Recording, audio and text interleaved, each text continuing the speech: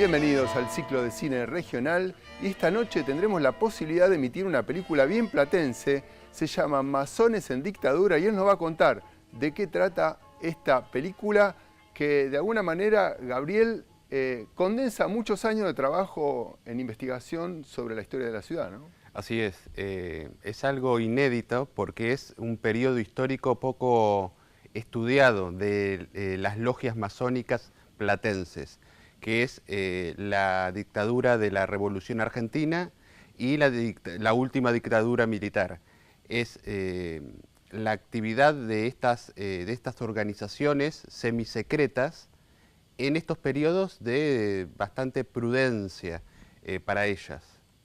¿Y por qué te interesó especialmente el tema de la masonería y en estos procesos, es decir, en estos periodos, ¿no? Político-institucionales? Yo ya había escrito en el 2020 un libro que se llamó La ciudad de los geómetras y fue bastante conocido en su momento y los propios masones, al ver ese libro, el contenido de ese libro donde menciono a los masones del siglo XIX, me convocan diciendo, mira, tenemos documentación de la época del 70, del siglo XX, nosotros ya no estamos en actividad, pero nos gustaría que esto no se pierda y se condense en otro libro, que resultó además de salir un libro, un documental. Y llamás La ciudad de los geómetras y entonces imagino que tiene que ver con el trazado urbano, con la historia fundacional de la ciudad y con toda una serie de mitos que se han tejido en torno a la masonería a lo largo de la historia platense. Así es, geómetras, porque digamos la esencia del libro es mostrar cómo las matemáticas y la geometría en el siglo XIX, en La Plata del siglo XIX, era un conocimiento que se podría comparar al siglo XXI a la informática. Saber informática y saber matemática en el siglo XIX era básico para los currículum de los obreros de aquel momento, como lo es ahora la informática. Entonces, los masones lo que hacían en el siglo XIX era enseñar a la población, a los obreros, que llegaban de Italia y ni siquiera sabían español, matemática o geometría. Y esta actividad, digamos, de alguna manera fue tejiendo redes de distintos grupos, masones, que tuvieron intervención ¿de qué tipo en el desarrollo histórico de la ciudad? Bueno, fue muy importante en la previa de la ciudad, la planificación de las calles, del trazado, de las plazas. Luego, eso en el 1881, la previa a la fundación. Y luego, inmediatamente después, en 1884, cuando llegan las instituciones como la justicia, la legislatura, la Casa de Gobierno, la universidad unos años después, pero luego en 1915 desaparece estas organizaciones de la ciudad. Y vos después, digamos, retomás a partir de esta idea de la ciudad de los geómetras una investigación en procesos dictatoriales, ¿no? ¿Qué pudiste ir descubriendo, digamos, sin spoilear al desarrollo de la película en este proceso de investigación? Bueno, como dije, en 1915 estas organizaciones desaparecen de la ciudad y no van a aparecer hasta la década del 60, principios del 70. Esto coincide con la última dictadura cívico-militar. Entonces, lo que muestra el documental es algo que no se conocía, es los propios masones diciendo, nosotros no éramos perseguidos por la dictadura. Nos reuníamos en secreto sin ningún problema. Incluso incorporábamos a militares o policías de aquel régimen y no éramos perseguidos, lo dicen los propios masones. Es algo que nunca se había hablado del tema hasta ahora. ¿Por qué no eran perseguidos? Bueno, lo dice el documental, eran conocidos como de bien público y no eran peligrosos para el régimen. Imagino de alguna manera que para vos, en el proceso de investigación, te interesó especialmente esta época, por alguna cuestión puesta en relación con algo que tiene que ver con los mitos que se han tejido a lo largo de la historia, por el anclaje con el patrimonio urbano platense. ¿Nos puedes contar específicamente dónde viste vos la beta para desarrollar esta investigación? Bueno, hay dos betas. La primera, la relación con el régimen, pero luego, si nos vamos más a lo local, a lo patrimonial, como acabas de decir, el documental muestra cómo reaccionaron los masones en el momento del centenario de la ciudad. El centenario fue en 1982, en el momento de la apertura de la piedra fundacional, que es como un revival de la fundación, y ellos, vamos a ver cómo intentan cobrar algo de protagonismo en esa ceremonia, a tal punto que piden formalmente estar en el palco oficial con los militares y los interventores de la época. Y en el momento de la apertura de aquella bóveda instalada desde los inicios de la ciudad, ¿qué cuestiones se encontraron que te permitieron a vos también tejer parte de la argumentación de esta película? Bueno, la sorpresa de ellos, no solo la sorpresa del público en general, sino la sorpresa de ellos al ver que cuando se abría se encontraban símbolos de la masonería. ¿Y por qué digo sorpresa de ellos? Se supone que ellos tendrían que saber que han colocado eso, porque no son los mismos masones de la fundación. Como dije, 1915 se corta la tradición de las logias masónicas platenses y vuelven en la década del 70. Entonces, esa sorpresa de descubrir lo que pusieron sus antepasados fue muy fuerte para ellos, y yo creo que hasta tenemos repercusiones de ese impacto hasta la actualidad. Y Gabriel, hay algunas teorías contrapuestas a la que estás exhibiendo vos ahora a partir de tu investigación. Eso la película también lo pone en juego. ¿Podés, sin spoilear, desarrollar brevemente de qué se trata? Sí. Al empezar a investigar sobre la masonería en los 70 y en los 60 principalmente, en la localidad platense, yo me encuentro que tenían una fuerte rechazo por ciertos sectores políticos nacionalistas. Sin spoilear qué familia eran los referentes nacionalistas platenses, te digo que había gente muy importante en la ciudad que creían que los masones eran espías en los 60, espías de Inglaterra. Estamos en plena Guerra Fría, así que el espionaje era común verlo en los diarios, espionaje ruso y norteamericano. Así que esa conspiración masónica llega a la ciudad de La Plata, y una de las familias más importantes la toma como bandera. ¿Estás queriendo decir de alguna manera que se instaló cierto misticismo sobre las logias masónicas a partir de relatos existentes en la ciudad, y de alguna manera eso se absorbió, ¿no? Porque hay dando vueltas toda una... incluso hasta tours para recorrer algunos sitios con signos de la masonería platense? Sí, sí. Hay como una moda en la actualidad que comienza en los 90 y va en aumento cada vez más, y cómo se va a ver en el documental que un intendente termina decretando que la ciudad es masónica, a tal punto de esta moda de los tours por la ciudad. Claro, como un tour por un pasado oscurantista, por ponerle un nombre. Sí, o de misterio, de misterios oscuros. Claro. Gabriel, ¿querés resaltar algo más antes de que pasemos a ver la película? Sí, que la película, digamos, se complementa con un libro que salió 6 meses después y que luego vamos a profundizar. Me parece interesante hablar sobre el libro, y que seguramente nos aportará más detalles, más informaciones y narraciones sobre esa época, ¿no? Bueno, Gabriel, entonces invitamos a ustedes a ver la película Masones en Dictadura de Gabriel Darrigrán.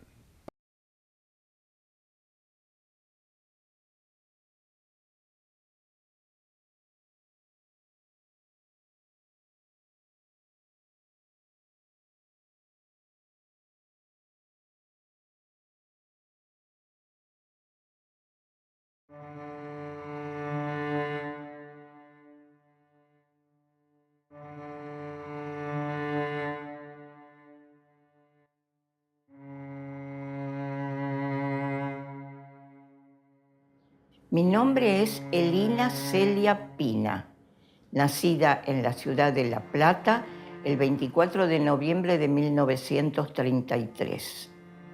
Julio César Piña es mi abuelo. Nació en Portugal en el año 1867. Él era dentista. Tenía el consultorio en la calle 9 y 50. El consultorio se llamaba Dentista Americano. Viajó a Francia, a España y a Portugal para conocer los últimos adelantos en cirugía oral y también trajo equipamiento para su consultorio. Atendió al doctor Dardo Rocha, fundador de la ciudad. Cuando el doctor Dardo Rocha venía a La Plata, se hacía atender en el consultorio de mi abuelo. Y otras veces mi abuelo viajaba a Buenos Aires y lo atendía en su casa. Él era masón.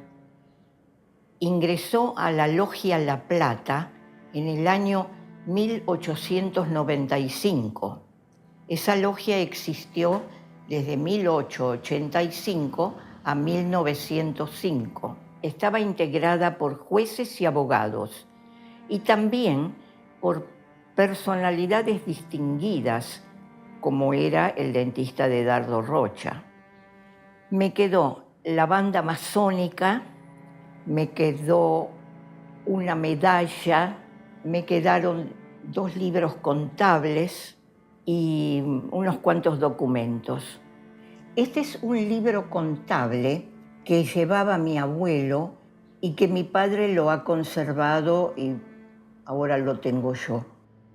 Aquí figura que atendió al doctor Dardo Rocha y que le hizo una prótesis de 7 dientes.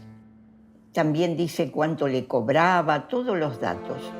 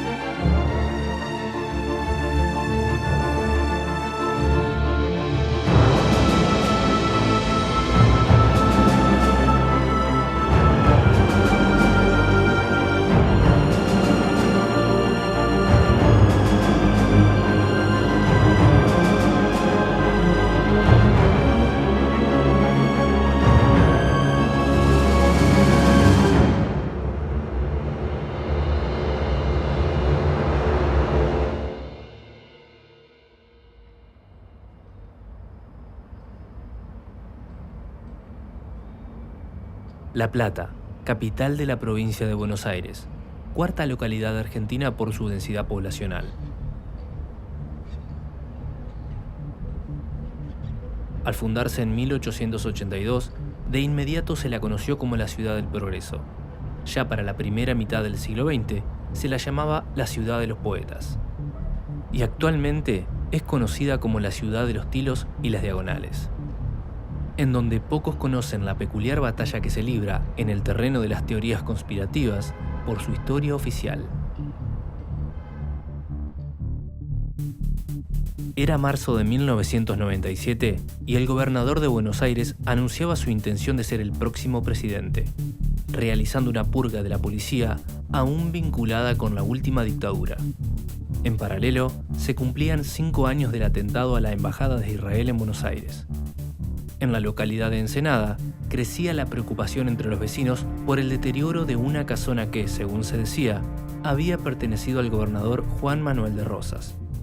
A la par que los excombatientes de Malvinas de La Plata se reunían para conmemorar el 15º aniversario de la guerra con Inglaterra.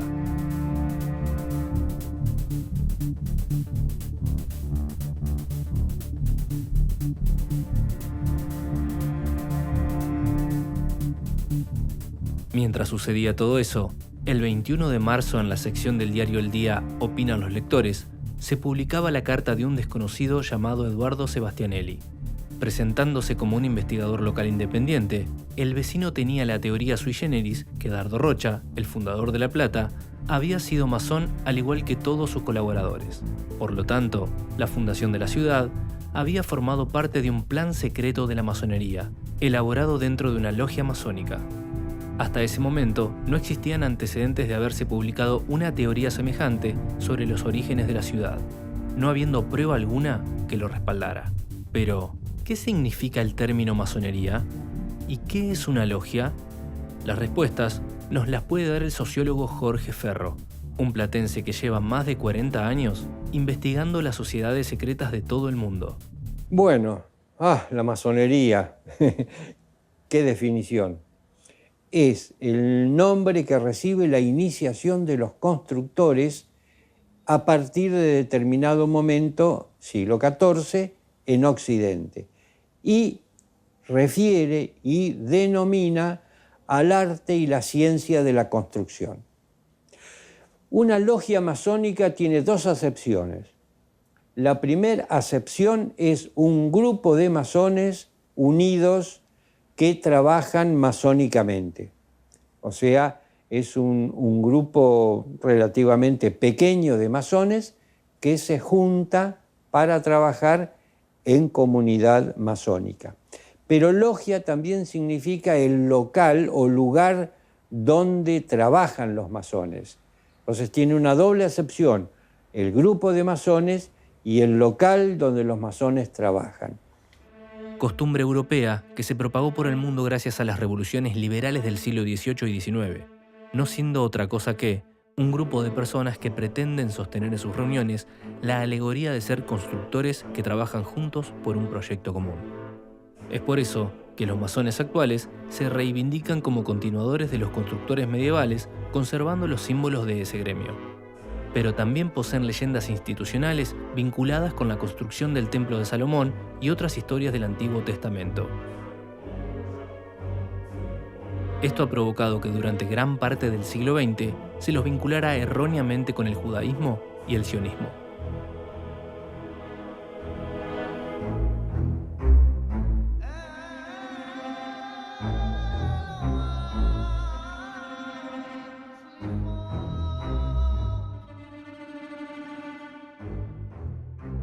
La carta de Sebastianelli podría haber pasado desapercibida entre tantas otras de lectores, si no fuera porque unos días más tarde el diario publicó una carta en respuesta a los dichos del investigador.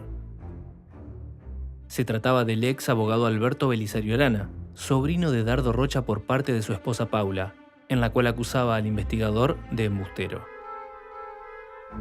Al haber relacionado al fundador y al proyecto fundacional con una sociedad secreta.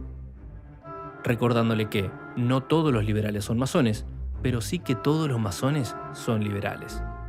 El periodista platense Roberto Abrodos recuerda las visitas del investigador Sebastianelli al Museo y Archivo Dardo Rocha y su particular fanatismo por la masonería, la cual lo había llevado a colocar en la puerta de su domicilio simbología masónica esotérica. Eduardo Sebastianelli fue un amigo mío, lo conocí en el museo porque siempre estaba por el museo, tenía amistad con Mario Ramírez, que era el encargado de alguna manera del museo.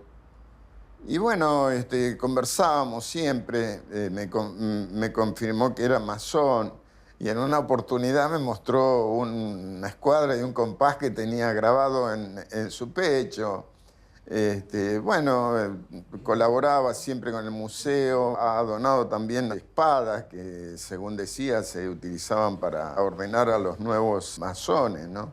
Yo creo que era fanático de la masonería, Eduardo Sebastianelli, porque se sentía como muy, como se jactaba, además de ser masón, y tenía ese amor por la institución.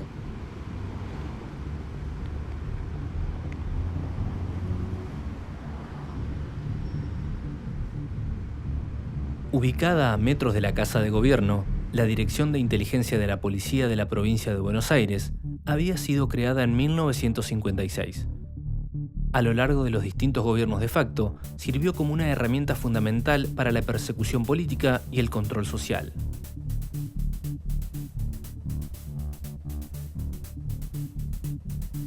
El altercado en el periódico entre el investigador local y el familiar del fundador fue rápidamente olvidado. Sin embargo, ante las publicaciones en la prensa, los servicios de inteligencia de la policía abrieron un legajo para registrar la información revelada por Sebastianelli.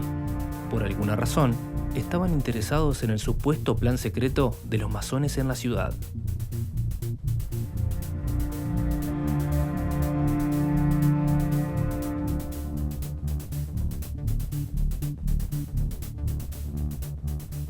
Pero, ¿por qué irritaba tanto a Arana que se dijera que un antiguo familiar suyo había sido masón?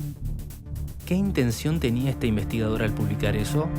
Y principalmente, ¿por qué razón los servicios de inteligencia se interesaron de esa manera en las teorías de un desconocido sobre un plan de la masonería?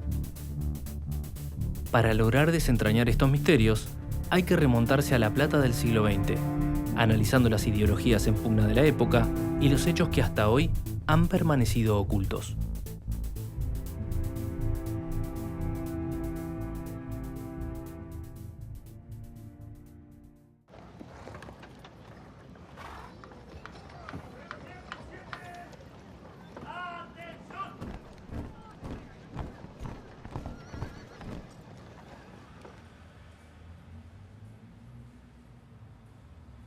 Hasta ahora siempre se la ha tomado a La Plata desde un punto de vista de historia local, y está bien, no reniego desde esa postura, pero nunca se le ha llevado a dar el salto a poder explicar cuestiones de tipo nacional o de tipo global, que puedan brindarnos no solamente claves para entender los procesos platenses, sino para entender los procesos globales del país y de Latinoamérica en general. La Plata representa el proyecto urbano, el proyecto social, el proyecto político más importante de Sudamérica en el siglo XIX. Y después un proceso migratorio que no podría explicarse de otra manera. Una ciudad que tiene población cero en 1882, cómo va a llegar a casi 250.000 en la segunda década del siglo XX. Justamente serán los inmigrantes llegados a La Plata a mediados del siglo XX los primeros que se percatarán de que en esa importante urbe no existían logias masónicas, proponiendo a las autoridades de la entidad Gran Logia de la Argentina reimplantar estos particulares centros esotéricos. En el barrio de Los Hornos de la capital bonaerense vive desde 1940 el vecino Alfredo Corbani.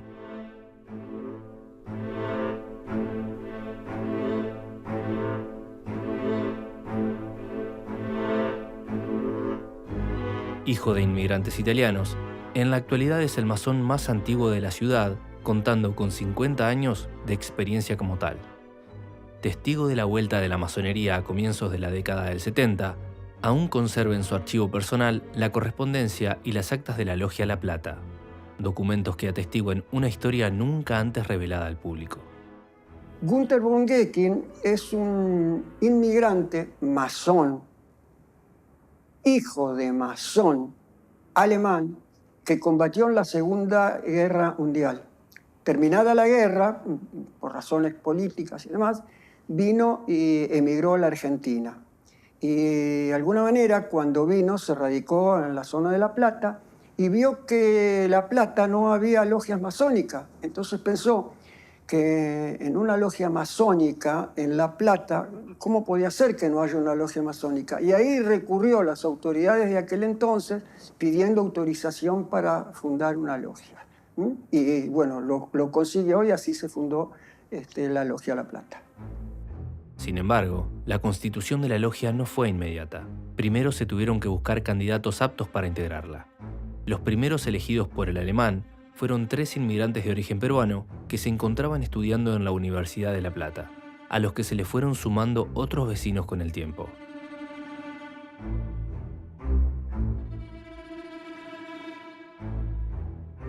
El reducido grupo comenzó a viajar a la ciudad de Buenos Aires en 1968, en donde las logias no habían desaparecido. El motivo era poder instruirse y preparar la fundación. La elección de estudiantes para comenzar este proyecto no fue casual. La idea de fundar una logia con perfil universitario era una reacción a las revueltas estudiantiles de ese año. En ese preciso momento, como sucedía en toda Latinoamérica, los estudiantes platenses se solidarizaban con lo que pasaba en Francia, amenazando el orden que la dictadura de la Revolución Argentina había venido a imponer. Las organizaciones iniciáticas, esotéricas, usualmente tienen en su desarrollo una forma pulsátil. ¿Qué quiere decir esto? Tienen etapas de expansión y etapas de contracción. El ciclo tiene 2 fases, una de subida y una de bajada. Si nos fijamos únicamente en una de las fases, corremos siempre el riesgo de equivocarnos. Por ejemplo, sabemos que la masonería, para tomar el tema más conocido, en la Argentina tuvo una fase de expansión muy importante, fin del siglo XIX, primeras décadas del XX. Expansión. Pero después a eso le siguió una etapa de contracción. Y en esas etapas de expansión y contracción ocurren fenómenos distintos. En las etapas de expansión es conocida, es un organismo semipúblico o público, hay presidentes que son masones, se los consulta, en fin, las logias salen en los diarios los días, fechas y lugares de reunión, se los convoca por esos medios. Ahora, en las fases de contracción se pasa, vaya a saber por qué leyes medio desconocidas de la sociedad y de ese tipo de organizaciones, pasa una etapa de trabajar hacia adentro. Disminuye el número de miembros, el interés en ellos decae. El masón Alfredo Corbani recuerda muy bien aquellos años del dictador Juan Carlos Onganía, los controles en la vía pública y la misteriosa normalidad que demostraba el sector liberal del ejército hacia ellos. Cuando veníamos de la logia de Buenos Aires, en las cuales nosotros nos reuníamos, nos para en la entrada de Pereira, o sea, la salida de Pereira, la entrada de Villa Lisa, una patrulla de militares. Cuando nos para una patrulla, claro, veníamos con todos los símbolos masónicos en carterita. El que nos atiende nos hace abrir la cartera porque éramos sospechosos, todos vestidos de negro, muy de noche, muy oscuro. Abre la cartera y encuentra esa simbología masónica que tenemos nosotros, los masones, y se asombró, pensó que éramos subversivos. Entonces, la intención era de detenernos ahí nomás. Entonces, von Geking, y acá viene la anécdota, se para y dice, yo soy, o yo ser, como hablaba él, así, coronel alemán que luchó en la Segunda Guerra Mundial. Le ordeno, como le puso la jerarquía, le ordeno que hable con su jefe y esta explicación se le voy a dar a su jefe y no a usted. Bueno, vino el jefe y todo, bueno, a ver quién es, qué sé yo, le contó, abrió, vio las cosas, el jefe agarró y las cerró, disculpen el gesto, las cerró, las valijas, y dijo, le hizo la veña y le dijo, señor, puede retirarse, conozco esta institución. Aunque no en todos los sectores, esta organización era bien vista. Argentina cuenta con una vieja tradición nacionalista presente tanto en la izquierda como en la derecha de su espectro político, la cual considera la defensa de la soberanía como algo irrenunciable a la hora de gobernar. La masonería argentina, al jactarse públicamente de tener sus orígenes históricos en Inglaterra, era señalada por el nacionalismo como contraria a los intereses argentinos y una aliada estratégica de la corona británica. Pero, ¿existían vínculos reales entre los masones argentinos y la masonería inglesa? Podemos encontrar un indicio de eso en el libro de actas de la Logia Platense. En él se puede ver cómo en mayo de 1973 los masones le envían una carta a la máxima autoridad local de la Gran Logia Unida de Inglaterra, informándole de la pronta constitución de una logia en La Plata.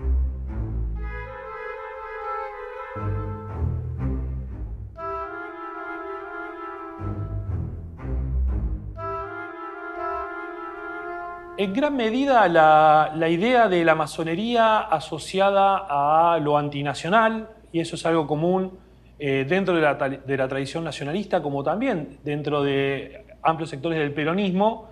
En primer lugar, se relaciona, diría yo, con algo heredado de la propia tradición nacionalista que tiene que ver con las teorías de la conspiración, ¿no?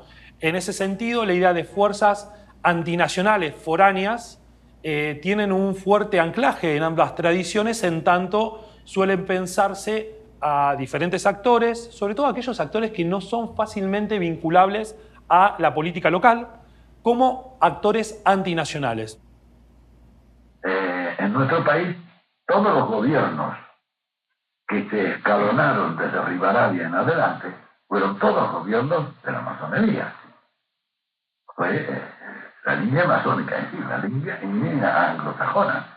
Desde entonces hasta nuestro momento, a través de unitarios, federales, bueno, los federales era la línea nacional. Diremos así, por primera vez cristaliza algo fuerte en eso. Ya no es línea masónica, es antimasónica, es nacional. Y esta que corresponde a la línea hispánica, porque siempre hubo una resistencia contra Inglaterra en las colonias. De esa línea, y bueno, en esa línea estaba Juan Manuel de Rosas, en esa línea estaba Hipólito Yrigoyen, en esa línea estaba yo. La otra línea es la línea masónica, es la línea anglosajona. En Inglaterra, por ejemplo, o en los países británicos, la masonería es parte del poder público. Digamos que son invitados y necesarios para la inauguración de un ministerio, de un edificio público y demás, el concurso de una logia masónica para poner los fundamentos y los cimientos es imprescindible. Y, por ejemplo, en Inglaterra, los desfiles de masones, los días de San Juan, típico, las logias con todos los paramentos y todo, aparecían y todo el mundo sabía que eran parte de la sociedad y demás. En los países latinos esto era más bien con un tono de romance de capa y espada.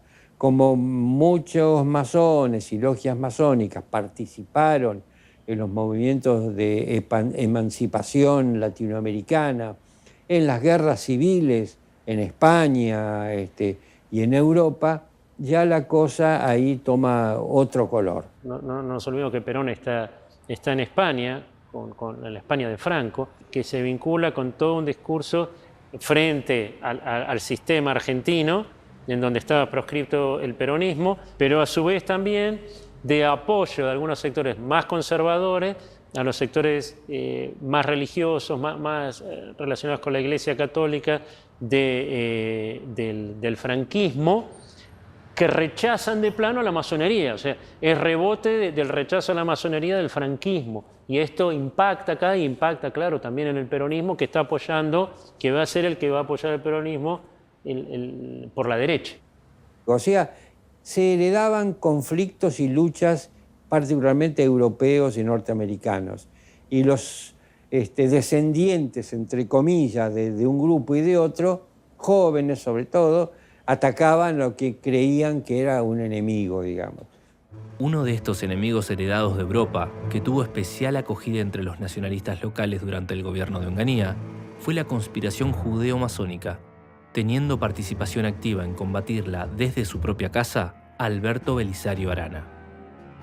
Un abogado platense que solía destacar sus vínculos fundacionales de la ciudad por ser sobrino de Dardo Rocha, y había algo en torno a justamente a esa genealogía fundadora muy presente y muy particular de Arana en su concepción del nacionalismo que transmitía, al menos dentro de los límites geográficos de la ciudad de La Plata, que por la Casa Arana pasaron muchos de los intelectuales más conocidos y consagrados de la tradición nacionalista argentina, más anclada, si se quiere, en un nacionalismo conservador o elitista, aunque también supo tener la presencia de algunos nacionalistas vinculados al peronismo, pero que fueron los menos, fue un grupo más reducido.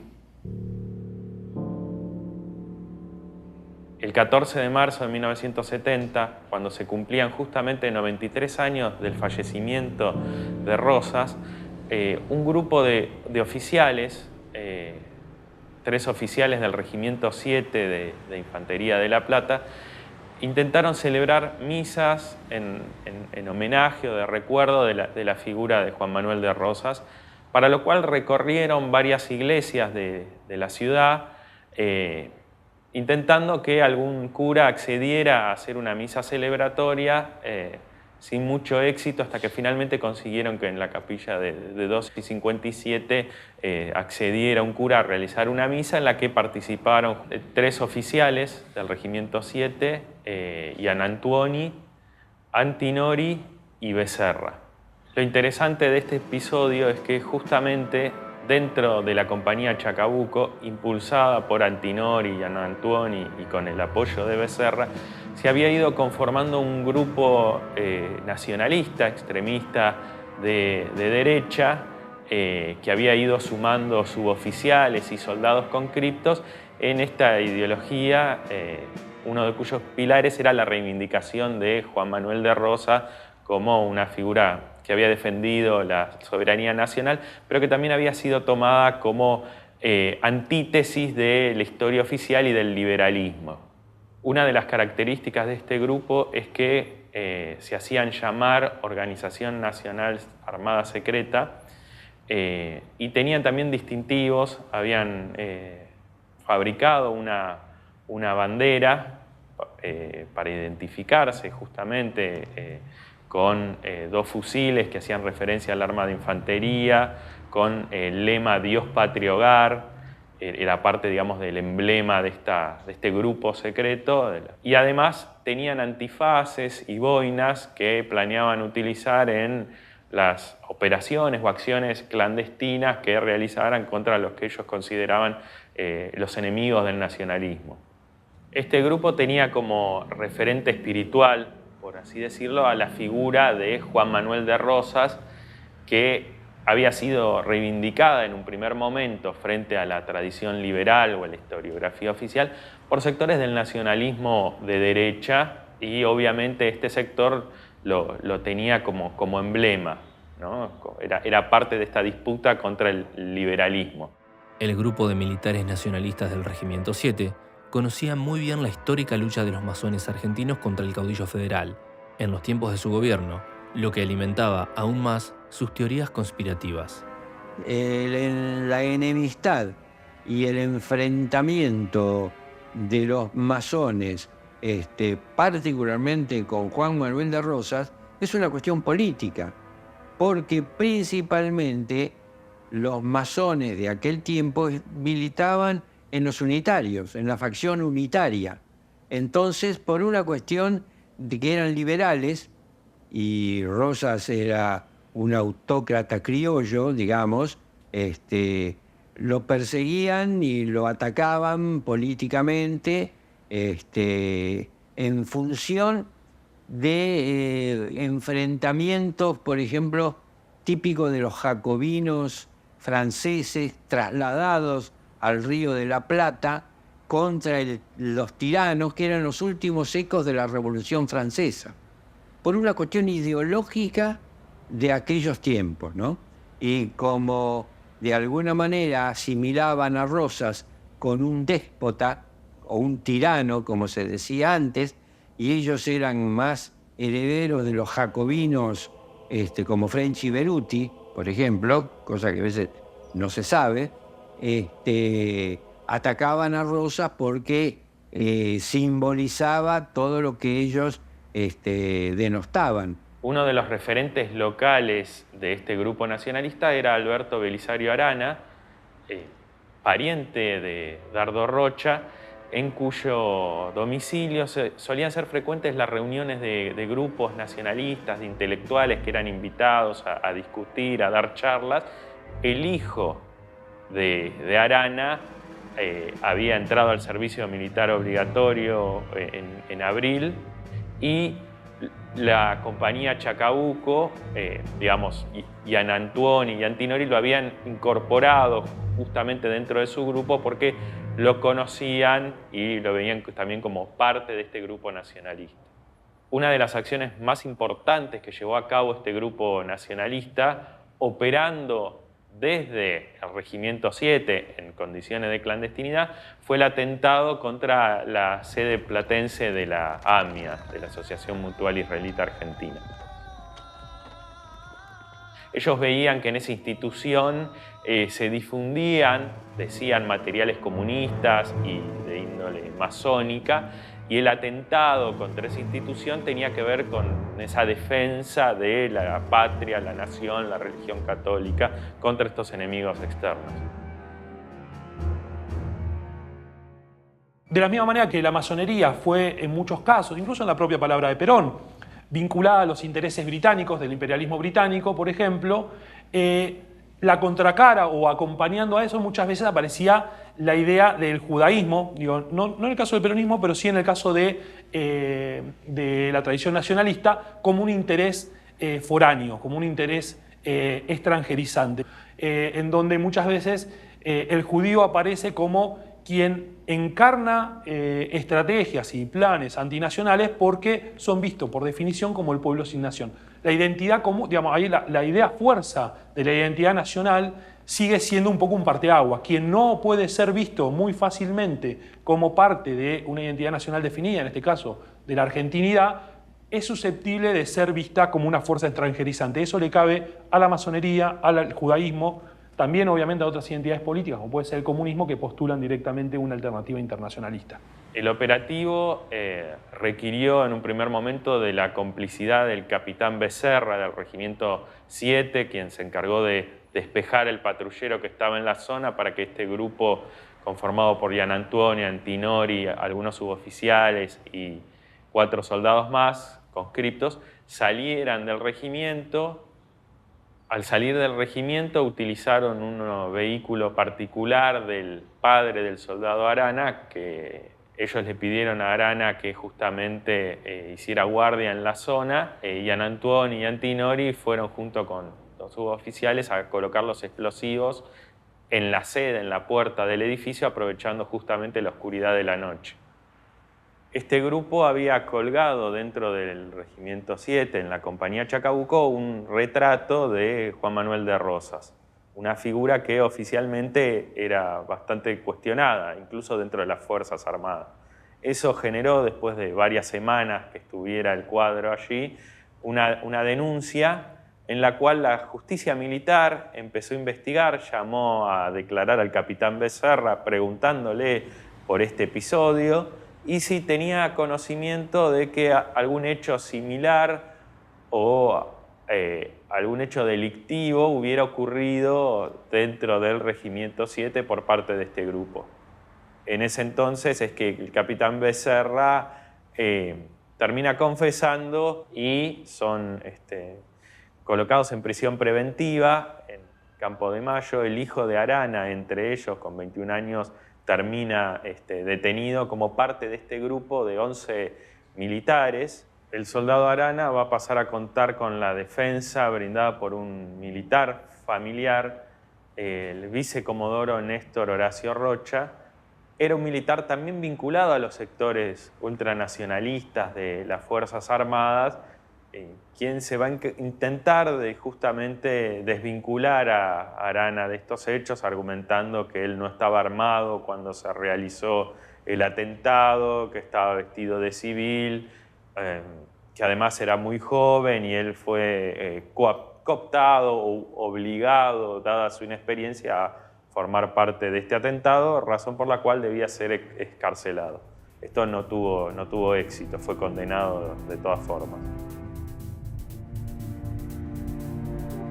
Mientras que en algunos círculos locales se especulaba sobre la existencia de una gran conspiración judeo-masónica con el apoyo de capitales británicos, la verdad era otra. El plan de los masones en La Plata de la década del 70 era mucho menos ambicioso, carente de recursos económicos y hasta algo ingenuo. Cuando el fundador de la Logia de la Plata va a las autoridades de la masonería, le dicen que era conveniente poner para La Plata el nombre de Logia La Plata, pues hacía como 70 años que ya no había ninguna logia de ese nombre en La Plata y de alguna manera el único nombre que le dieron opción para elegir fue La Plata.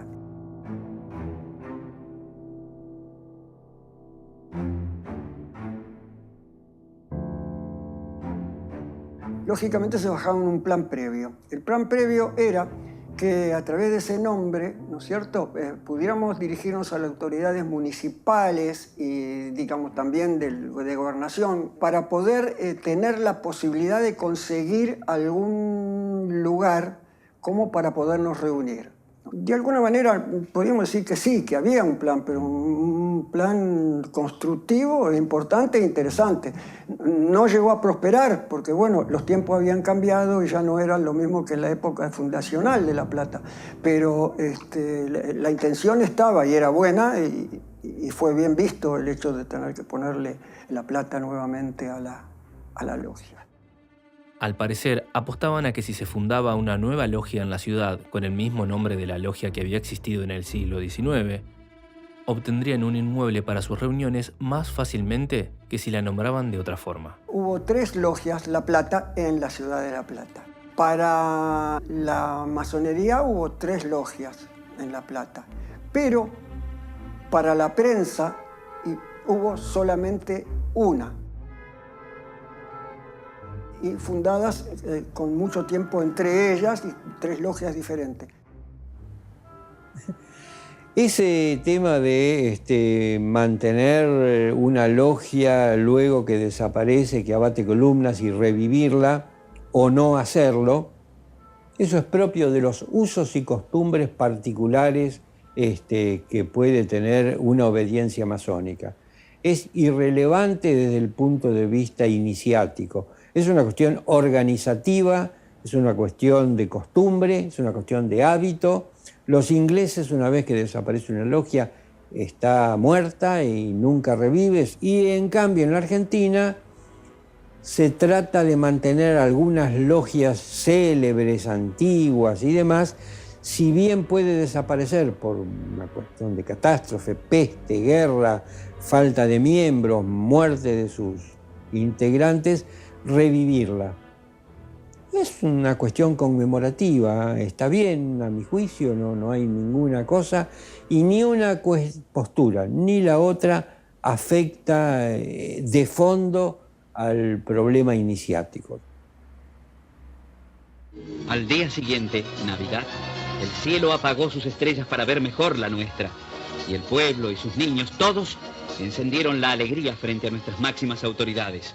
El teniente general Juan Perón, la señora Isabel Martínez de Perón, el señor José López Rega y una especial comitiva.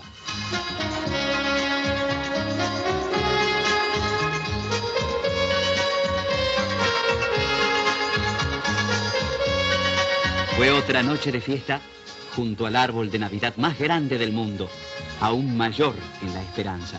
Nos reunió a todos como a una gran familia, como a una familia entrañable, jubilosa, feliz para siempre.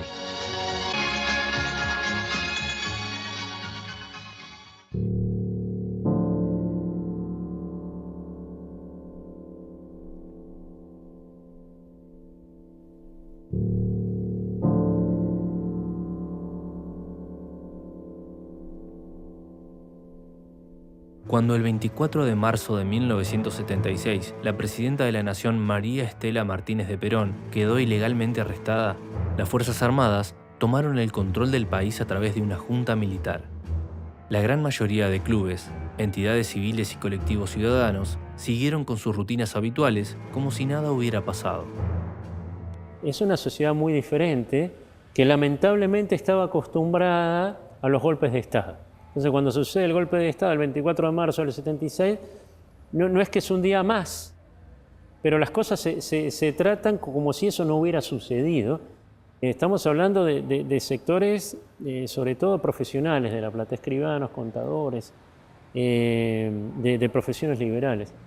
Hay alguna que otra renuncia, pero continúa como si las reglas de juego continuaran siendo iguales y los clubes todavía hoy siguen muy vinculados al poder, porque siempre están al borde de la crisis económica.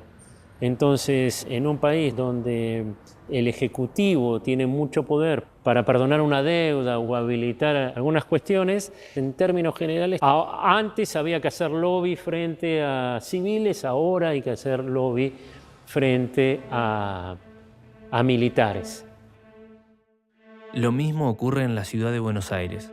La Gran Logia de la Argentina, al mes de producirse el golpe de Estado, remite a las logias que patrocinan en todo el país una circular sobre las nuevas autoridades nacionales.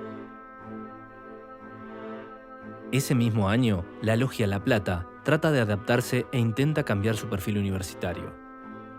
Toma la iniciativa de invitar a formar parte del grupo a miembros de las fuerzas de seguridad. El primero que logra ingresar es Oscar Schulz, quien trabajaba en la policía bonaerense en la División Seguridad, Vigilancia y Custodia de la Residencia Presidencial.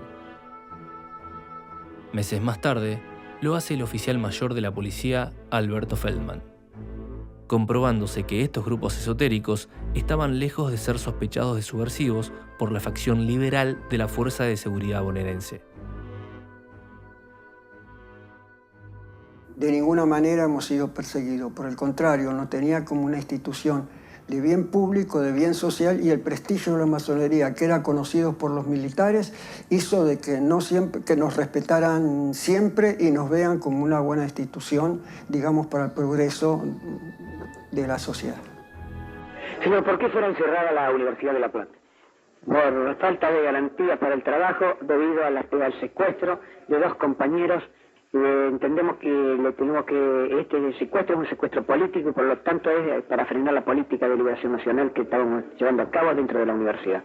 Para otra parte de la población, los allanamientos, detenciones y desapariciones forzadas se habían hecho más frecuentes que nunca, llamando la atención de Europa y Norteamérica. A raíz de ello, la Junta Militar propone que el país organice la Copa del Mundo 78, con la intención de distraer a la ciudadanía y limpiar la imagen del régimen a nivel internacional.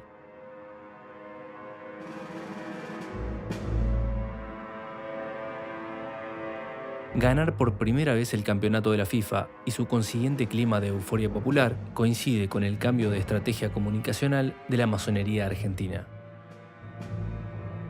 Esto se evidencia con los masones de La Plata, quienes comienzan a mostrarse en público en el proceso militar, como no lo habían hecho antes.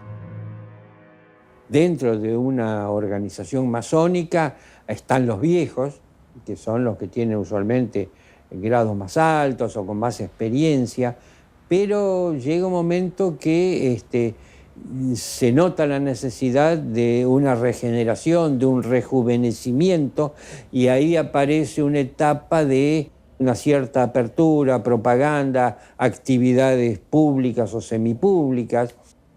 En octubre de 1978, los masones constituyen la Asociación Ateneo Cultural Pedro Benoit, que pasó a ser la cara visible del grupo, y así, de esta manera, presentarse en los eventos públicos, vincularse con las demás instituciones y acercarse al municipio.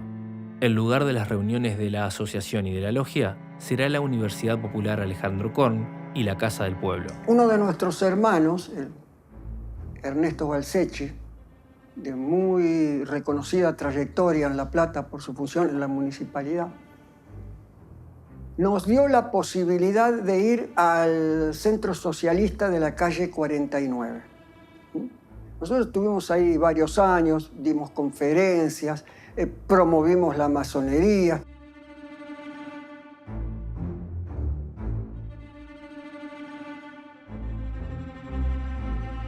Utilizando el salón de actos de la Casa del Pueblo del Partido Socialista, terminarán la década del 70 realizando conferencias sobre temas de interés general, charlas sobre filosofías orientales, sobre temas antropológicos, sobre la vida de Benoit y la de Rivadavia.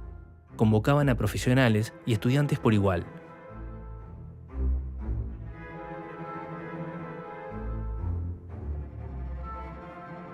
Destaca entre ellas una sobre las adicciones, con el patrocinio y colaboración de la policía bonaerense. Sin embargo, nada sobre el origen masónico de la ciudad. A través del Ateneo Cultural Pedro Benoit conseguirán su máximo logro. En 1981 se cumplía el 70º aniversario del fallecimiento del sabio Florentino Ameghino, cuyos restos descansaban en el cementerio municipal. A través de la Comisión Nacional de Monumentos y Lugares Históricos, lograron que se declare al sepulcro Monumento Histórico Nacional por un decreto del Poder Ejecutivo de diciembre de 1980.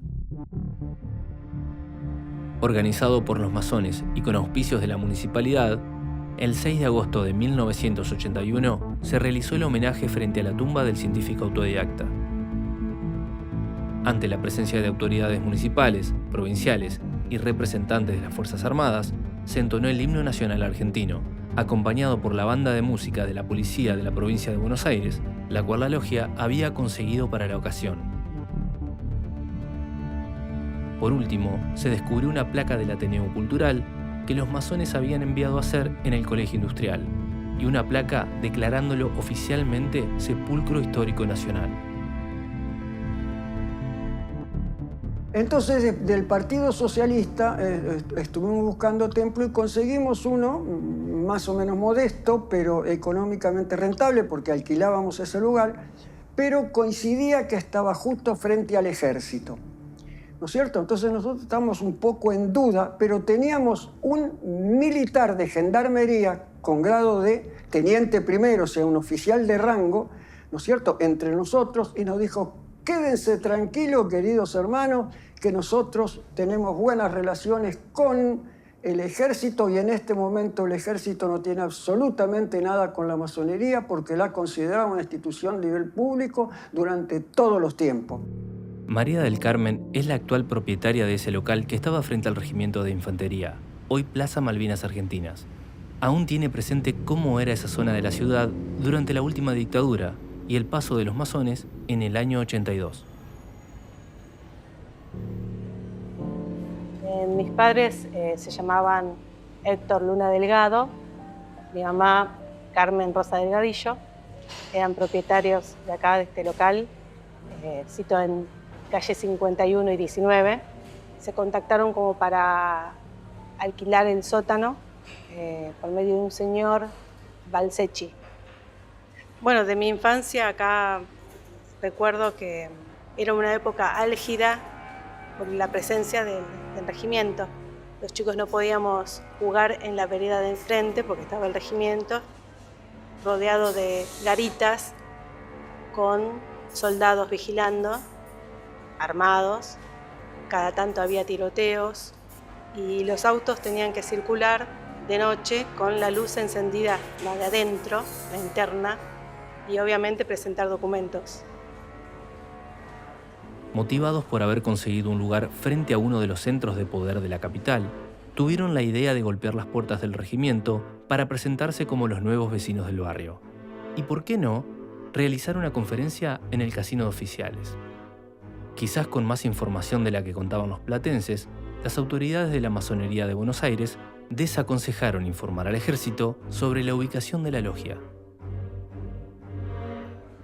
Resulta que una vecina le preguntó a mi abuelita que vivía acá al lado qué pasaba acá abajo, le llamaba la atención quiénes se reunían. Estábamos en una época bastante complicada y especial, ¿no?, de la dictadura, y mis padres decidieron venir de esta inquietud a ver qué es lo que pasaba. Entonces yo estaba, una niña en ese momento tenía 10, 11 años, y les acompañé, y bueno, bajamos al sótano, y bueno, era un lugar oscuro, con poca luz, y había un mobiliario especial, no era, uno dice, bueno, sillones, mesas, no, había un atril. A mí me llamó la atención la presencia de un martillito de madera como los que veía en las películas, jueces, cuando dicen orden. Habían tapado con unas telas bordó los ventiluces que hay alrededor del local, que dan a la calle. Bueno, este es el plano original hecho por ellos, por los masones de aquella época. Como pueden ver, acá está la escalera, el paso perdidos, la entrada al templo, por acá el atril, ellos colocaban el atril, donde me llamó la atención bastante el martillo. Debilitada por el fracaso económico y las presiones internacionales por la violación de los derechos humanos, la Junta decide ejecutar un nuevo plan de distracción.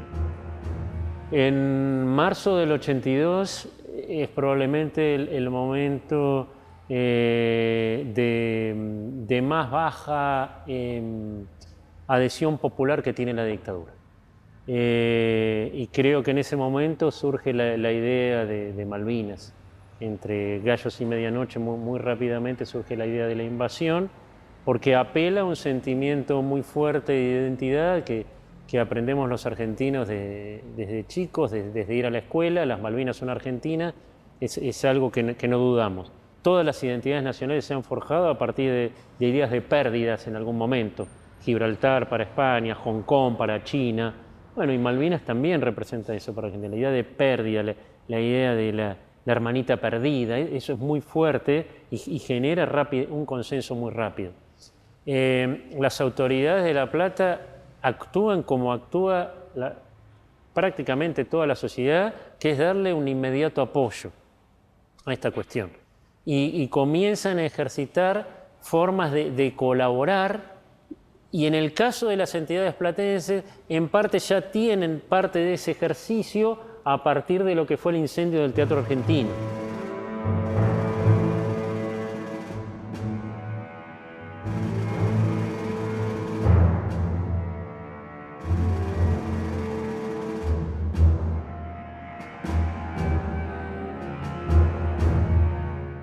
Al igual que a nivel nacional, la gran mayoría de entidades y clubes de La Plata se manifestaron a favor de la ocupación.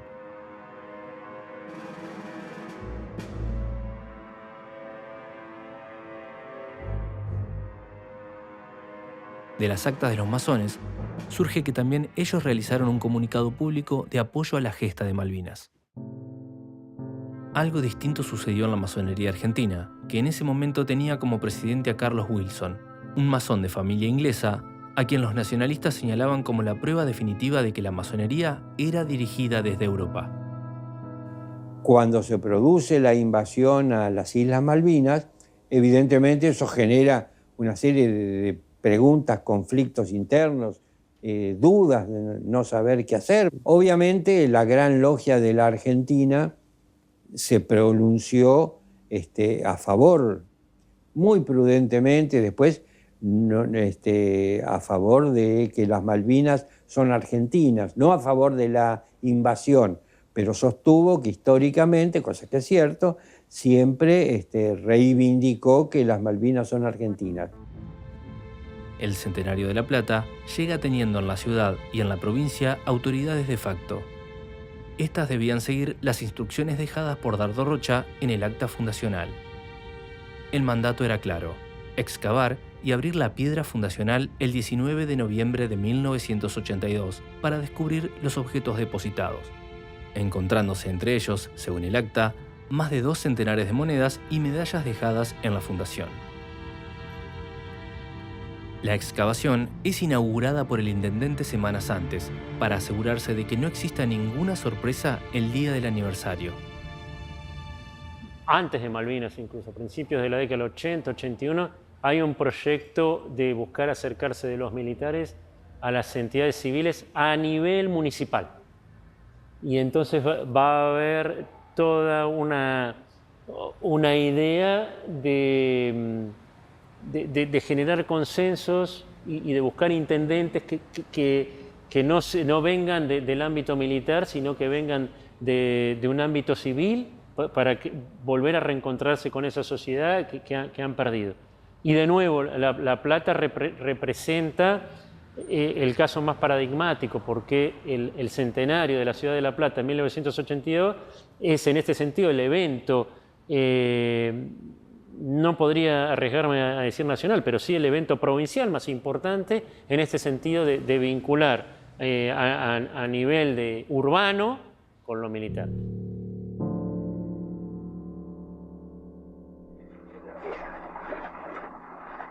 Bueno, es importante, pues supongo que debe haber algún periodista que destaquemos que este trabajo que se inicia hoy, además del valor emotivo que tiene, porque de algún modo pareciese que empezamos a sacar la piedra,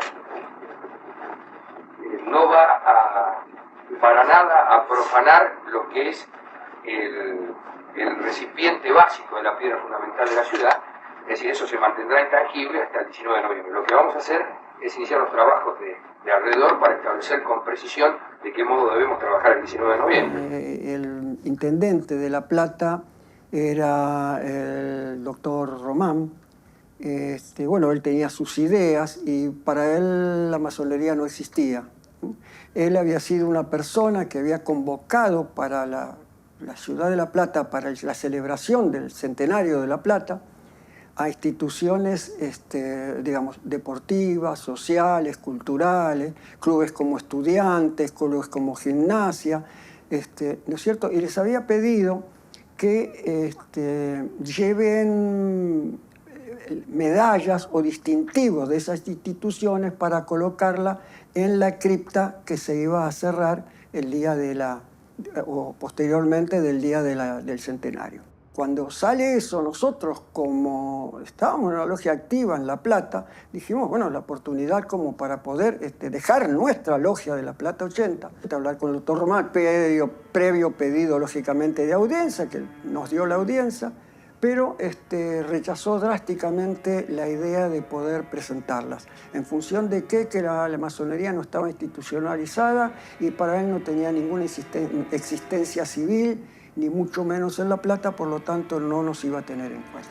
En realidad, bueno, esa es la acusa que esgrimió, pero en realidad el que tenía altos perjuicios contra la masonería. La consideraba una institución espuria, insana, con ideas, digamos, antipatrióticas y todo lo demás. Me dijo una cantidad enorme de cosas que, bueno, no las recuerdo ahora después de tanto tiempo, pero sí recuerdo el contenido total, ¿no es cierto? Cosas nefastas de la masonería. Por lo tanto, no quería saber nada con dejar medallas. Me imagino la cara que habrá puesto el intendente Román cuando digamos, el encargado de tomar nota, el escribano de gobierno que tomaba nota de las cosas que aparecían en la cripta, se asombró e inclusive se publicó en el diario El Día el asombro que tuvo que no dejaban de salir medallas masónicas. Aparecieron más de 15 medallas, o más de 13, no recuerdo exactamente en este momento el número, pero por lo menos 13 o 15 medallas masónicas. Entonces ahí, bueno, me imagino la cara que habrá puesto el doctor Román cuando se enteró de eso. Hay diversos tipos de medallas masónicas y sirven para determinadas cuestiones. Toda logia, o en la mayoría de las obediencias, toda logia tiene un escudo o una medalla distintiva. Esa medalla se manda a acuñar y se usan los miembros en las tenidas en la solapa. Es un signo de pertenencia, es un símbolo de pertenencia a determinada logia. Por otra parte, se pueden hacer medallas honoríficas. Después me llamaron, de alguna manera y con mucha elegancia me pidió disculpas por la equivocación que había tenido, que le había supuesto que estábamos equivocados en ese sentido, Y qué bueno que había visto que sí, que la masonería es una institución, qué sé yo, prestigiosa y bla, bla, bla, bla, y empezó a hablar muy bien de la masonería y me pidió que le lleve 2 medallas. De hecho, teniendo yo 2 medallas de la Plata 80, porque tenía varias impresas, incluso la nueva, la del centenario, que tiene la banda de la República Argentina y no la banda celeste que tenía la anterior, digamos, la medalla, se las entregué y quedaron en poder de la municipalidad para colocarlas en la cripta, una colocarla en la cripta y otra en poder de la municipalidad, digamos, para la apertura en el año 2082. El hallazgo de 14 medallas masónicas entre los 279 elementos medallísticos y numismáticos fue vivido con euforia por los masones, quienes comenzaron a fantasear sobre la influencia que habrían tenido sus antecesores en el proyecto de Rocha, encontrando a través de ellas una excusa para acercarse aún más a las instituciones oficiales. Para el día del aniversario, se había instalado un palco frente a la excavación de la piedra fundacional. Desde allí, pronunciaría un discurso el presidente de facto Viñone, el gobernador de la provincia Aguado y el intendente Román. Visto el descubrimiento de los elementos masónicos realizado días antes, la Logia La Plata no dudó en solicitar insistentemente al municipio un lugar para ellos en el palco de autoridades. La solicitud de acceder al palco oficial nunca fue contestada, y los masones tuvieron que presenciar la ceremonia oficial desde el llano. De esta manera finaliza el último año de dictadura en La Plata. Ya 1983 será el año de los preparativos para el retorno de la democracia y del restablecimiento total de los derechos y garantías constitucionales. La transformación de la sociedad argentina frente a la dictadura y ese proceso de redemocratización que tiene Argentina viene también de ese vínculo que tiene con Malvinas y de la derrota de Malvinas. La derrota de Malvinas, además de todas las cuestiones relacionadas con los derechos humanos y la economía que fue desastrosa de esa dictadura, hace que la búsqueda de democracia en Argentina sea prácticamente sin negociaciones con los sectores militares. Curiosamente, la llegada de la democracia fue la época de menor influencia de la logia. Al retirarse los funcionarios de facto y jubilarse parte de los empleados municipales, pierden todo vínculo con la municipalidad y dejan de hacer actividades públicas. Seguirán reuniéndose esporádicamente durante el resto de la década hasta desaparecer tras 16 años de actividad. La Logia La Plata se cierra en el año 90. Yo era el venerable de la Logia La Plata y la tuve que cerrar por distintas razones. Una y fundamental, digamos, la situación económica en ese momento era bastante seria. Función de esa problemática nacional, de las situaciones económicas incómodas, muchos de nuestros hermanos habían renunciado a la logia, habíamos quedado con pocos miembros y que no podían capitar. Entonces, entre todos los hermanos le capitábamos por ello, ¿no es cierto?, los que nos mandaba, digamos, las cuentas que nos enviaba la Gran Logia para capitar todos los meses. Bueno, era una situación totalmente insostenible, ¿no? En lo económico, no solo en lo económico, habíamos perdido lugares y no teníamos ya lugar donde ir. Tendríamos que haber alquilado un local y pagado, y no había tal plata para alquilar. Entonces decido cerrar la logia como modo de, digamos, salir de la problemática, ¿no? Y cierro la logia yo en el 1990. Durante muchos años, Southampton fue un misterio, una cosa oculta, casi pecaminosa. Cuando algún argentino iba a Europa, a lo mejor pasaba por Southampton, dejaba una flor y volvía y lo contaba a escondidas. Pero siempre hubo una partida especial que alguien desde todos los gobiernos, sin excepción, mantuvo vigente en el presupuesto para que esa tumba estuviera allí cuidada, más allá de la preocupación de su familia. Hay imágenes desde Rosario. Vos tenés seguramente mejor hora que yo, Enrique. Estaremos cerca del momento en el que va a comenzar la ceremonia. Estamos alrededor de las 8:25 de la mañana. Evidentemente los aprestos militares ya se están cumpliendo. Y allí están bajando el féretro con los restos del brigadier general don Juan Manuel de Rosas.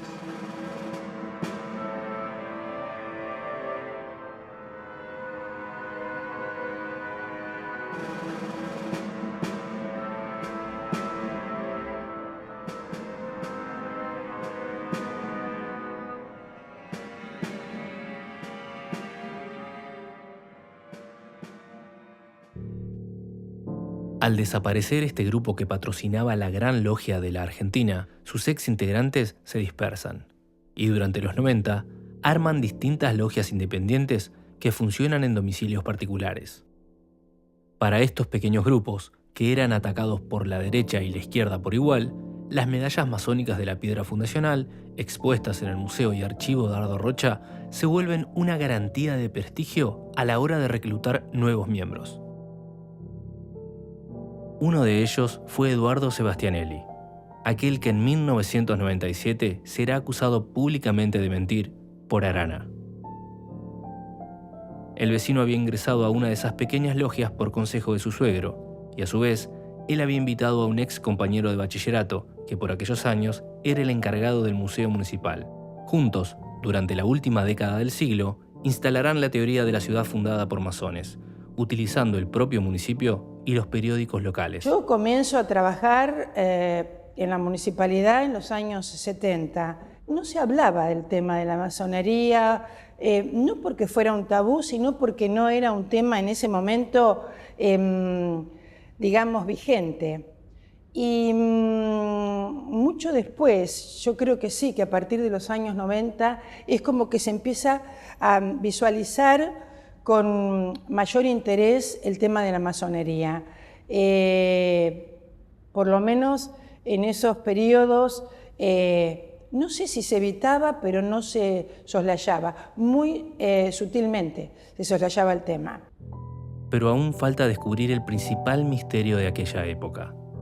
¿Por qué los servicios de inteligencia de la policía se interesaron en un supuesto plan de la masonería en La Plata? La respuesta se vincula con las teorías de la conspiración y con lo que se conoce como Plan Andinia. El Plan Andinia fue una teoría conspirativa en particular que suponía la idea de una fundación de un nuevo Estado de Israel en la Patagonia Argentina. Atentas ahí los organismos de la inteligencia policial, atentos a la posibilidad de esa puesta en marcha del complot judío para ocupar la Patagonia. La vigencia del Plan Andinia, de esa fórmula particular de poner de manifiesto la idea de un complot judío, tuvo una vigencia inusitada, si se quiere, en nuestra historia reciente. Sin ir más lejos, la denuncia de Jacobo Timerman cuando es torturado durante los interrogatorios que le hacen en el marco de la dictadura, de la última dictadura cívico-militar, sus torturadores justamente de forma reiterada le preguntaban por el Plan Andinia. Eso era en la jefatura de policía de la provincia de Buenos Aires. Eso lo pude reconocer porque fui estudiante de ingeniería en La Plata y de las fantasías de cada uno dependía la conspiración que me exigían. Había quienes exigían una conspiración con los montoneros, había quienes exigían con el ERP, había quienes exigían con el sionismo marxista, había quienes incluso exigían que formaba parte de una conspiración de Wall Street. Las fantasías de esa gente, que algún día habría que estudiar cómo se forma la ideología de la fuerza de seguridad, las fantasías son increíbles, increíbles para una mente civilizada. Sin ir más lejos ya, con posterioridad al retorno democrático, es conocido hoy ya la decisión de la Policía Federal de implantar en la comunidad judía un agente destinado a indagar sobre las vicisitudes y cuánto de eso estaba en marcha o no. Bueno, si todavía en los 90, en las mentalidades de los órganos de la inteligencia policial, ya sea de la policía bonaerense como de la Policía Federal, cabía la idea de un supuesto Plan Andinia, y eso era uno de los componentes de la idea del complot, ¿no? El componente más vinculado al judaísmo, muchas veces vinculado desde ahí al socialismo. Lo cierto es que eso también permite contextualizar por qué para esas mismas fechas la idea de una posible avanzada masónica en la ciudad y en la Argentina podía seguir vigente. Debido a la reestructuración de la policía impulsada por el gobernador Duhalde, en 1998 se disolvió la Dirección de Inteligencia, convirtiéndose su sede en la Comisión Provincial por la Memoria, un organismo autárquico que promueve políticas de memoria y derechos humanos. De esta forma, el legajo de los masones de La Plata dejó de tener seguimiento y fue archivado definitivamente.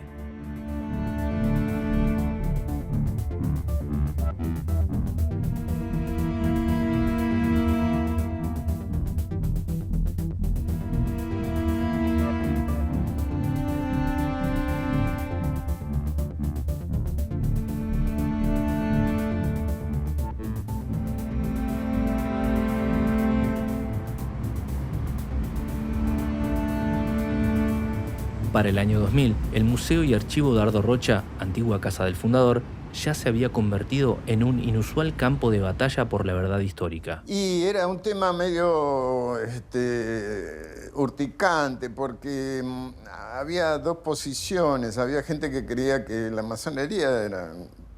que inclusive Dardo Rocha no había sido masón. Y bueno, Eduardo Sebastianelli insistía con que sí. Y a veces estaba la polémica con Alberto Belisario Arana, que bueno, decía que nada que ver con la masonería. Sebastianelli siempre insistía con eso. Pero sí, había dos corrientes. Casi te diría que no se podía demasiado hablar, porque había una corriente que era la de Alberto Belisario Arana, que decía que no, que Dardo Rocha no era masón, y estaba la de Eduardo Sebastianelli, que era de la otra parte. Por una parte, estaba la versión de los masones, que había evolucionado al tomar elementos de las novelas de moda, la cual postulaba que en las calles se escondía un mensaje oculto que solo los masones podían descifrar, dejado por Dardo Rocha como testimonio de su plan secreto.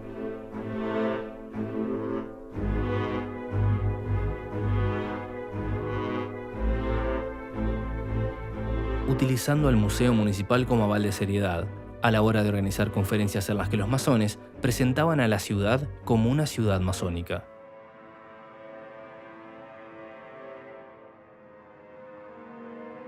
Por la otra parte, estaba la rama nacionalista de la familia Arana, que negaba contundentemente cualquier vínculo del fundador con esa organización y el paganismo masónico, quienes combatían cualquier desvío de la historia oficial, quejándose en la prensa y pretendiendo censurar las conferencias que se proponían en el museo.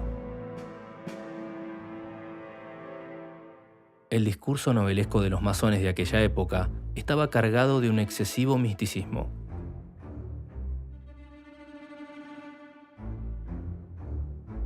Sebastianelli presentaba a La Plata como una ciudad sagrada que había sido profetizada en el Antiguo Testamento. Y por eso era una ciudad masónica, cosa que irritaba a los nacionalistas y a los católicos de la capital bonaerense. Yo tenía por aquel tiempo la página que actualmente tengo, que es la más antigua, es laplatamágica.com.ar. Y sí, a veces, como decía, era agredida la página porque la palabra mágica daba a entender a muchos que tenía que ver con la masonería y en realidad no tenía nada que ver. Y esas cosas han cambiado también porque la gente se muere, el público se renueva y las ideas también perecen, porque a veces la ciencia da por tierra muchas creencias y muchos mitos que se toman como válidos durante décadas y después se agotan en sí mismos o son derribados por pruebas científicas, pruebas históricas o sociológicas, o simplemente por cambios en la mentalidad general de una sociedad que, bueno, que la Argentina ha sufrido muchos cambios últimamente que todavía no alcanzamos a digerir hacia dónde nos llevan, ¿no?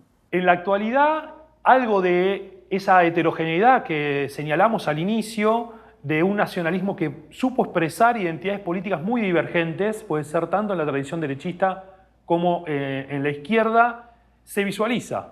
Y si el nacionalismo es, como definimos muy escuetamente, una vocación de poner a la identidad nacional en el eje de las articulaciones políticas, Eso es algo que sigue vigente en expresiones políticas muy diversas. Por ejemplo, puede ser posible visualizar al actual gobernador Axel Kicillof en la inauguración de un busto a Juan Manuel de Rosas sin que eso sea leído como algo problemático. Como puede ser el libertarismo del propio Milei, que también tienen una idea de cuál fue la historia argentina y qué es lo que debe ser. Y por lo tanto, una vez que uno está pensando o está debatiendo que en ese renglón de lo que debe ser la Argentina, hay una identidad nacionalista que está en juego. Arana dejó de frecuentar el museo a comienzos del siglo XXI.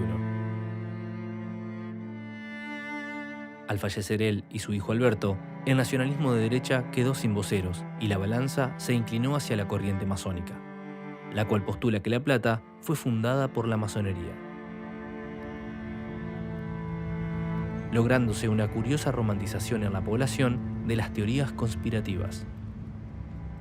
No sé si hubo un quiebre, porque tampoco nosotros tenemos mucho patrimonio masónico.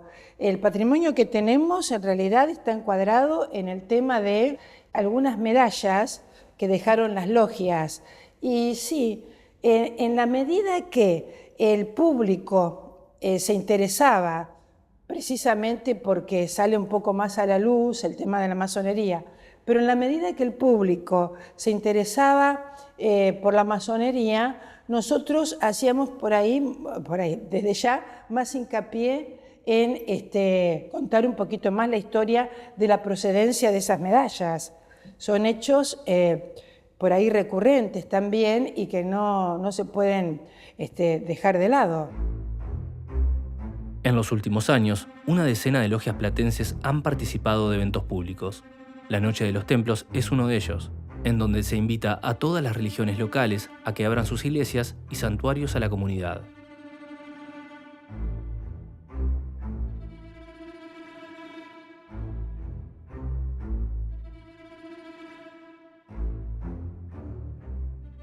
Ese día, el municipio le cede a los masones la Biblioteca López Merino para que la adornen como una logia masónica y así poder exhibir sus objetos, como lo hacen los demás.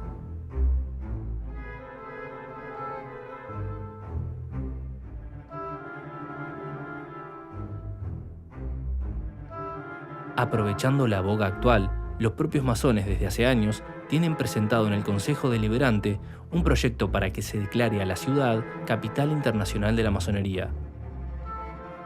Sin embargo, ningún concejal se atrevió a impulsar tal pretensión. El asunto nunca dejará de estar desprovisto de polémica, al estar en juego la historia oficial de la ciudad de los Tilos y las Diagonales.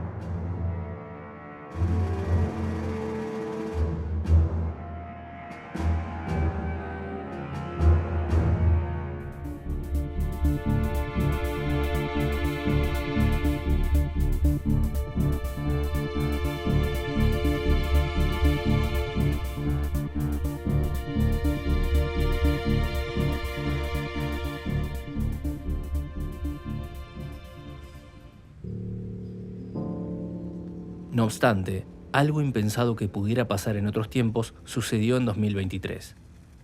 Antes de abandonar la municipalidad, el intendente Julio Garro, por decreto, declaró a la ciudad de La Plata ciudad masónica.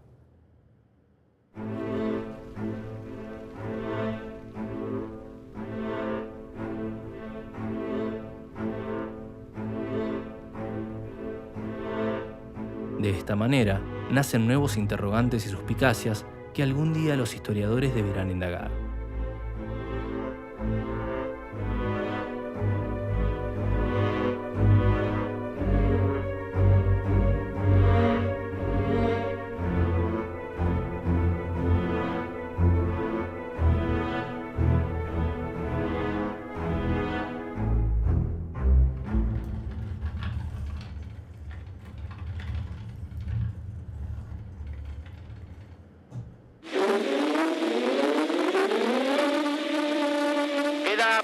En pocas horas el movimiento rebelde, el cual tiene en nuestra ciudad de La Plata su principal escenario.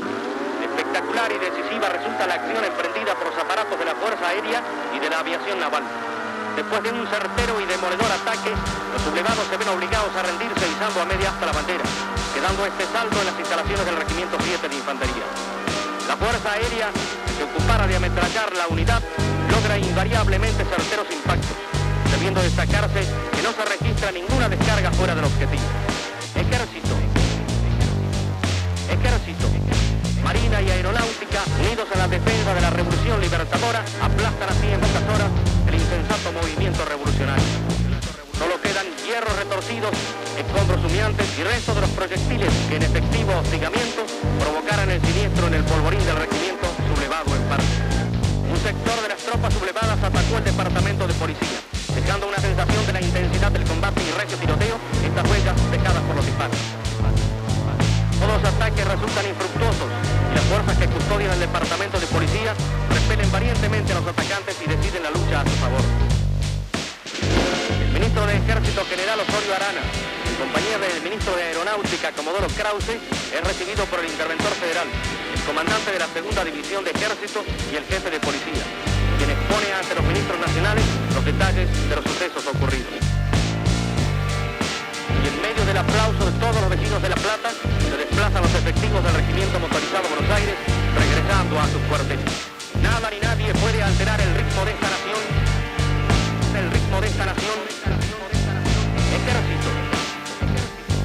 Ejército, Marina y Aeronáutica, unidos a la defensa de la Revolución Libertadora.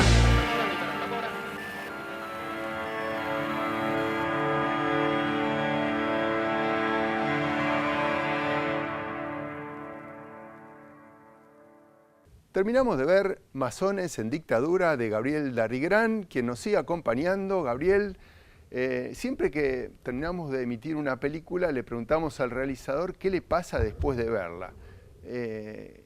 ¿Nos puedes contar, una vez que ves la película, qué cosas se te vienen a la reflexión del proceso, de la forma de realización, de lo que narra la película? Sí, aunque no sea objetivo lo que voy a decir, yo siempre que la veo me sorprendo de las características inéditas que logré. ¿Cuál es la principal, como se ha visto? La puesta en pantalla de los documentos originales de los masones. Aquellos que me convocaron para que les haga un libro sobre este tema, y yo hago libro y documental, y pongo en el documental no solo como se escucharon, a los historiadores y a los propios masones hablando, sino que pongo el respaldo documental de lo que afirman. Eso no se ve en ningún documental sobre esta temática. Eso es lo que a mí me choca incluso cuando yo lo veo. O sea, estoy bastante orgulloso de eso. Claro. Imagino que ese proceso de recopilación de documentación te llevó muchísimo tiempo. ¿Querés contarnos un poco cómo fue? ¿Cómo hallaste esos materiales? Bueno, hay de dos fuentes principales materiales. El primero es de la Comisión Provincial de la Memoria Histórica. En la comisión se encuentra todo lo relacionado a lo que vimos de los nacionalistas platenses, de la familia Arana y de todo toda esta ofensiva en contra de los masones. Todo eso, perdón, es documentación de la ex DIPBA, ¿no? Sí, es la policía de la provincia de Buenos Aires que al cerrarse la inteligencia de la bonaerense en el 97, eso pasa a la comisión provincial y ahora está accesible para verla. Perdón que me detenga en esto, pero es muy interesante el trabajo que hacen, porque además de ser un archivo de la policía bonaerense, se transformó en una fuente inagotable de documentos históricos. Sí, o sea, aunque hay que decir que hay mucho material velado por la intimidad de las personas, aunque estén desaparecidas y fallecidas, los historiadores esperamos que algún día se convierta en un archivo abierto totalmente. Hay que decir que, digamos, está más de la mitad es cerrado al público. Claro. ¿Por qué? Porque es inteligencia hecha quizás a familias completas durante el siglo XX y solamente las familias o descendientes pueden acceder. Claro. Yo, digamos, accedo a esto porque es de la década del 60 y no es sobre grupos armados, paramilitares, y no es sobre familias. Claro. Por eso tengo el acceso. Claro. Y luego la segunda fuente de información es, como vimos en el documental, este masón que me convoca, Alfredo Corbani, es quien me entrega la documentación de esta logia La Plata, que existió durante 16 años hasta el año 90 aproximadamente. O sea, en la actualidad este grupo, esta agrupación, no existe. Sí existen otras que llevan el nombre de la ciudad. Logia La Plata es un nombre muy común, vamos a encontrar muchas en la historia de la ciudad. Esta Logia La Plata es una que existió, como se dice, entre el 60 y el 80. Y bueno, sus libros de actas son los que se muestran en pantalla. El proceso de cesión de esos materiales, imagino que se habrá dado a partir de una construcción de confianza, ¿no? Claro. con estas personas. Primero porque leyeron mi libro anterior, La ciudad de los geómetras, sí. Me convoca o me invitan a charlar. Claro. Luego, cuando me dicen lo que tienen, yo les ofrezco un proyecto, le digo, a mí me gustaría hacer un libro similar al que leyeron, reproduciendo documentación. No me interesa tanto el testimonio directo, yo quiero también, además del testimonio directo, el respaldo documental. Y es así como también surge Masones en Dictadura. Masones en Dictadura, archivos desclasificados.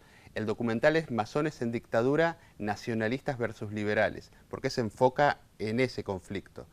El libro reproduce documentos también inéditos de la masonería y bueno, tuve la confianza de estas personas para tener su testimonio inédito. Nunca ningún masón nunca salió a hablar de cómo transitó la dictadura en estas agrupaciones y mucho menos entregar documentación o libros de actas de las actividades que realizaban en dictadura.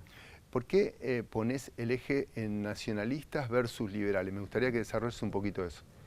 Se coloca el eje en el documental, principalmente, como vimos, al principio del documental aparece una señora, una vecina, Elina. Elina, como pudimos ver, es la nieta del dentista de Dardo Rocha, una curiosidad inusual. Además muestra documentación de que es verdad, de que su abuelo atendía a Dardo Rocha. Y ella dice, yo también tengo documentación que mi abuelo era masón. O sea, tenemos a Dardo Rocha muy relacionado a la masonería, no solo por su dentista, sino por también mi libro La ciudad de los geómetras demuestra otras relaciones. Pero tenemos a un fundador, Dardo Rocha, muy relacionado a la masonería, muy cercano, y que luego, como muestro en el documental, sus descendientes, esta familia Arana, no todos hay que decir, cierta rama de la familia Arana, son totalmente contrarios a esta idea de que el fundador estaba relacionado o cercano a la masonería. Los combatían, ya vimos, muy fuertemente, incluso en los últimos años, en los 90, a través del periódico negaban públicamente cualquier relación.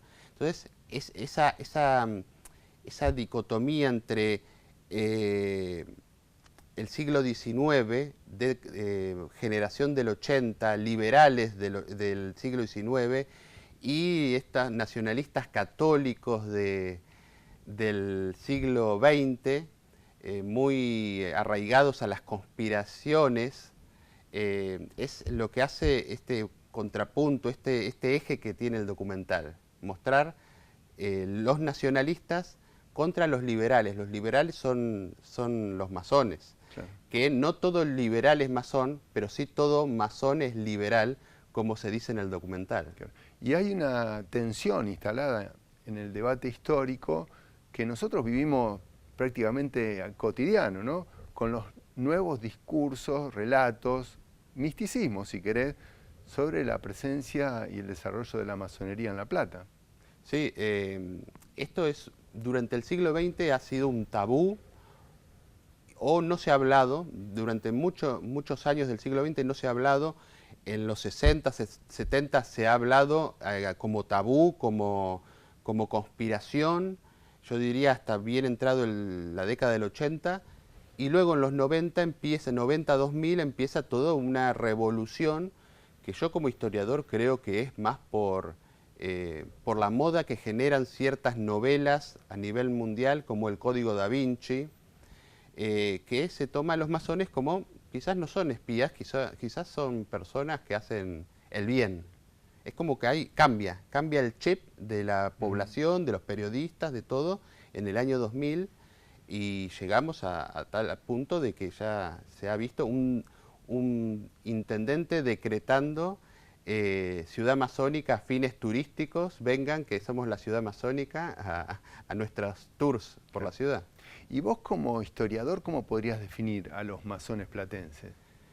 Los masones platenses como historiador, por los libros que publiqué y este documental, puedo decir que tienen una nueva tradición masónica, no son los masones de la fundación. Los masones de la fundación eran más combativos, más políticos, más como se dice, laicistas, presentaban proyectos en contra de la iglesia, para sacarle poder a la iglesia, se metían más políticamente a influir. Eso, masones del siglo XIX. Como no son los mismos, ahí hay muchas décadas de diferencia. Son gente que primero tuvo que venir de Buenos Aires, se metió en estas agrupaciones y luego se convirtieron, digamos, identitariamente en masones platenses. Los actuales, digamos, están muy enfocados en actividades culturales, totalmente diferente al siglo XIX. Siglo XIX, influencia política, siglo XXI, actividades culturales para mostrar lo bueno que son los masones. Y eso lo vemos en conferencias o tours por el cementerio. Y imagino que a vos como historiador, una de las cuestiones que te pareció esencial para narrar este documental fue el tema de la documentación, ¿no? Fuiste muy riguroso, como nos mencionabas hace un rato, en la selección de documentos y en exponerlos en el relato de manera muy clara. Eso la película lo expone muy bien. Pero yo quería hacerte una pregunta casi de disciplina, ¿no? Vos venís de la historia y te metés a producir cine documental. ¿Cómo fue para vos ese, no sé si llamarlo salto, pero ese desafío, si querés?